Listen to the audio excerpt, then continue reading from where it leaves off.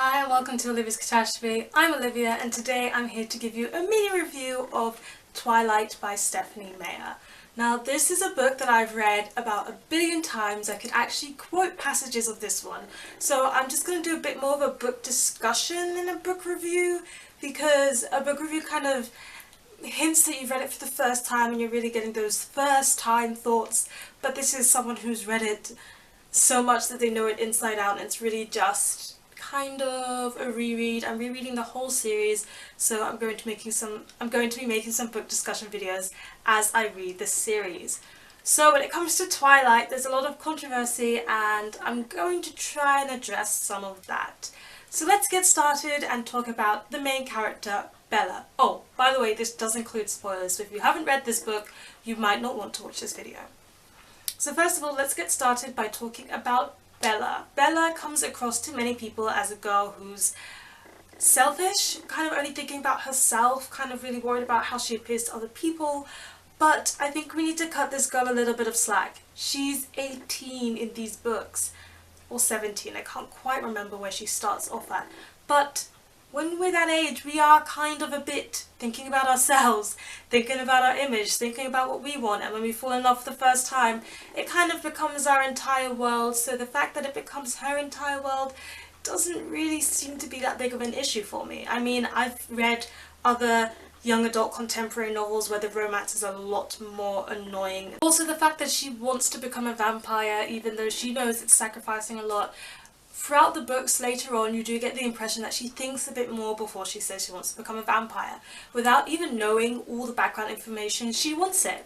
And that's okay. We tend to want things instantly without thinking about what they really mean, and later on she gets to see how her decision is, has more consequences and things like that. So again, I'm cutting Bella a bit of slack here.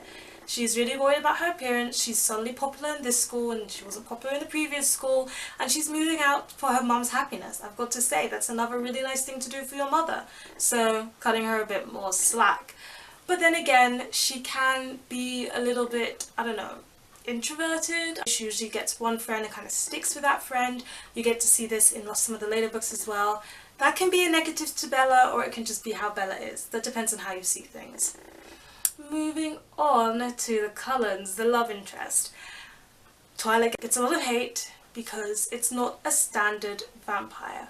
But that's okay. It doesn't have to be a standard vampire. It's Stephanie Meyer's book. It's Stephanie Meyer's vision of what a vampire is.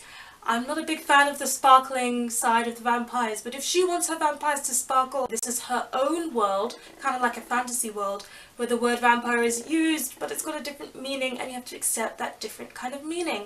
The fact that they don't sleep, that they sparkle, that you can have vampires that survive solely on animal blood and then their eyes turn yellow. It's a thing in this book, it's a thing. I might not like all of these elements to it, but it's in there. When it comes to Edward, yes, he is kind of perfect. His only flaw would be his overprotectiveness, but otherwise he's perfect. And people hate Edward for that reason. He's too perfect. But we're all about flaws, okay? All the other romances have characters that have flaws. It's kind of nice to get lost in a romance that is perfect. I know, it's setting goals that are not realistic, that are not real, that are not attainable, but I kind of enjoy the book anyway. It's like what you would call a guilty pleasure, but I'm not guilty about it. I just enjoy it. I really enjoy reading a perfect romance where there's the perfect guy who's just so in love with this girl. Even though it like hurts him to love her, he loves her. And I really like that. I don't know, I can see why it's annoying to some readers, but the fact that I really enjoy it just means that I really enjoy it. I just think Edward's great. The overprotectiveness is kind of bad though, and you can see that it's a flaw that he tries to work on later on, blah de blah. We'll talk about that in another discussion for another book where it's one of the main points. In this one, people give Edward a lot of hate because he watches her sleep, and he watches her sleep without her permission. And I'm with everybody who hates on Twilight for that reason. It is stalkery that he goes to her house, breaks in, and watches her sleep. That is creepy. That is beyond creepy. If someone did that to me, I would not accept it. I would be mad, but Bella just seems okay with it, and that, I have to admit, That is weird. As much as I love these books, when there's something wrong with these books, I will call it out. And Twilight, you're a bit weird for that. That's really weird. I also love the Cullens in general. I love the whole family. I love how they're all so unique. They all have their own backstories that we gradually get to learn, and they all have flaws, personality, and I really like that they're all together with each other except for Edward. I just think it's so, I think all their romances are so cute. They all work differently and you get to see how they work differently, and I really appreciate that. Some people say it's a bit twisted that they're all adopted and they're all together. Okay, maybe that's a bit odd, but okay, it's a book, it's fiction, it's not real, there's vampires, let's just roll with it. So yes, I did like this book. The setting of Fawkes, rainy, dreary, it kind of reminds me of England, to be honest, when I think about England, so I was kind of enjoying Fawkes as well. And one of my favourite characters in this book in particular is Charlie, because Charlie is trying so hard to be a good father despite his like introverted self, and you can see him putting in the effort, and I think it's so cute that the father is trying so hard to be there for his daughter. It's just really sweet. All in all, when it comes to this book, I think it gets a lot of hate that's undeserved. I mean, it's weird, it's different, but when weird and different things happen, they tend to get a lot of hate. Yes, maybe it's a bit young, but this is a young adult novel, people, and it's very, very creative. Maybe it's not your type of creative, and I totally understand that. Then it's not a book for you. Not everybody can love the same book.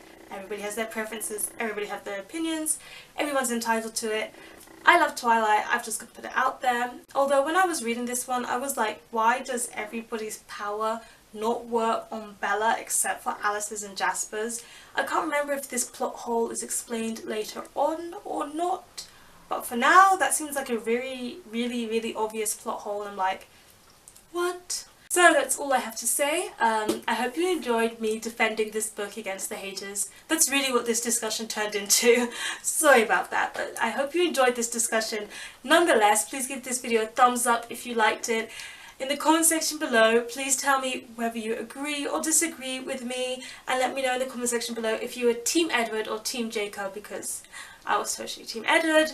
And hit that subscribe button if you'd like to see more. Hit that notification bell if you'd like to be updated every time I have a new video.